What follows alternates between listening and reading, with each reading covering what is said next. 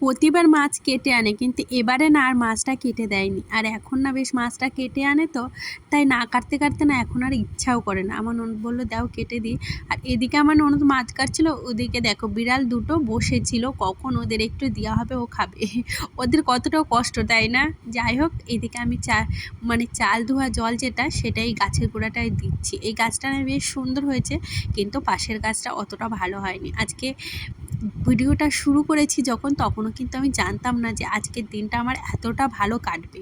মানে হুট করেই ঠিক হয়েছে। তবে হ্যাঁ, কদিন ধরে ভাবছিলাম যে ঘুরতে যাব, বাট ওই টাইমের জন্য আর হয়ে উঠছিল না। আর চাল কুমড়োটা এনেছেন আমার বুঝতে পারিনি, জানো তো, চাল কুমড়োর বীজগুলো বড় বড় হয়ে গেছে। যাই হোক, অনেকটা ভালোবাসা নিয়ে তো একটা ভিডিও শুরু করেছি, বাট একটা দুঃখের বিষয়, আমার মনটা ভীষণ খারাপ, সত্যি ভীষণ খারাপ। জানি না আর ভিডিও দেবো কি না, দিতে পারবো কি না।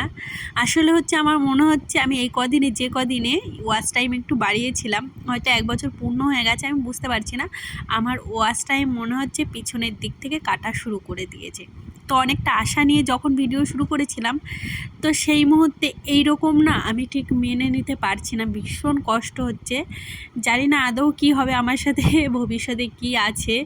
অনেকটা আশা নিয়ে আজকে ভিডিওটা শুরু করেছি, বা 2 দিন ধরে দেখছি ভালোই ভিউজ দিচ্ছে, বাট ওয়াচ টাইমটা না অ্যাড হচ্ছে না। আজকে দেখলাম একটু কেটে নিয়েছে।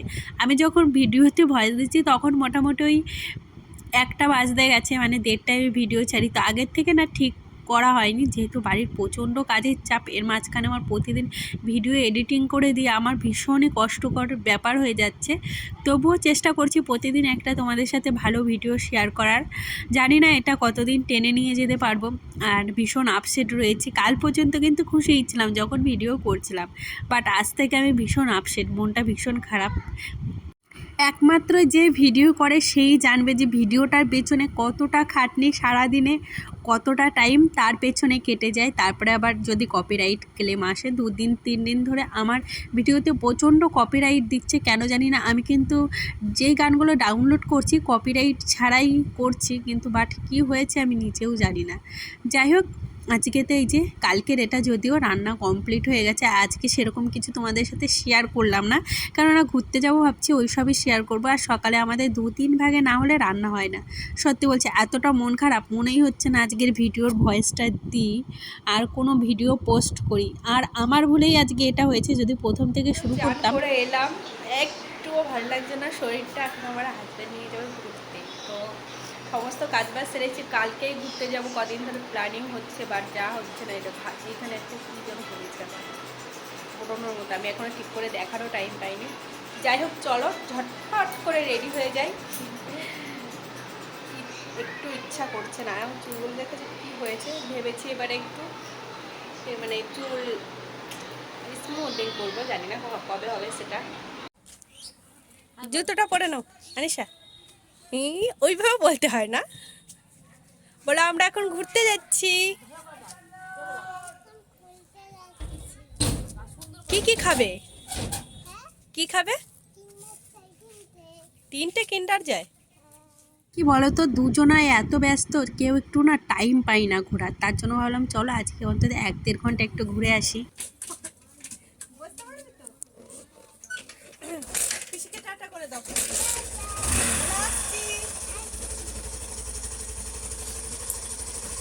যাই হোক, আমরা 3 জন তো বেরিয়েছিলাম, মাঝখানে আবার বোন যাবার কথা ছিল, তাই বোনকে আগের থেকেই বলেছিলাম রেডি হতে। সেই সাজিস তো। সত্যি বলছি, মাঝে মাঝে ভীষণ দরকার মাঝে মধ্যে একটু বেরোনোর। সবসময় যে খুব টাকা খরচা হয় বেরোলে তাও কিন্তু না।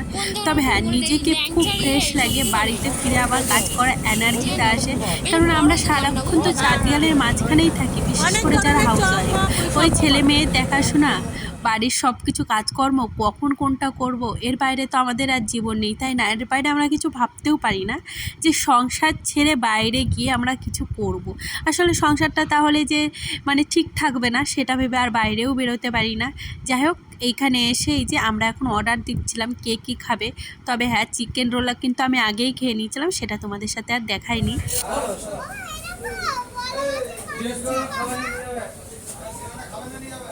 এইখানে এর আগেও আমরা এসেছি, এইখানে না ভীষণ ভালো লাগে, এই পেছনের ভিউটা তো আমার ভীষণ ভালো লাগে। এই যে চলে এসছে আমাদের খাবার। আনিশার খাবার ওটা, হ্যাঁ। চলে এসছে মোচার চপ, বাড়ি গিয়ে খেয়ে।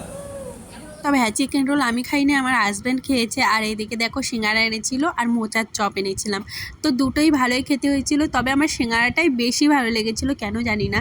আর এখান থেকে একটু জলের বোতল আর একটা স্প্রাইট কিনেছিলাম, আমি স্প্রাইট ভীষণ ভালো খাই, খুশি না তার জন্য। এটা পেয়ে? মেঘা কেমন খেতে?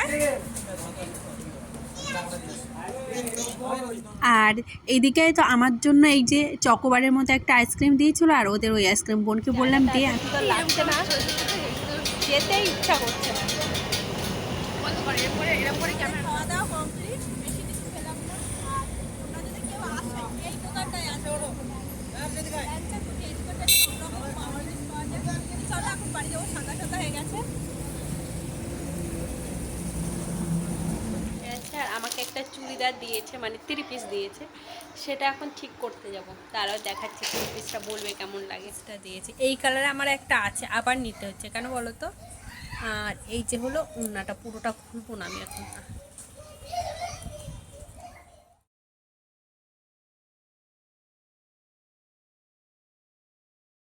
এই যে তারপরে চলে এসেছি চুড়িদারের দোকানে ফিটিংস করতে। আর আমার এতটা লুজ হচ্ছিল, সব দিক থেকে কাটা লাগবে। যাই হোক, আজকে ভিডিওটা এখানেই শেষ করলাম। ভিডিওটা ভালো লাগলে প্লিজ একটা লাইক করে যেও।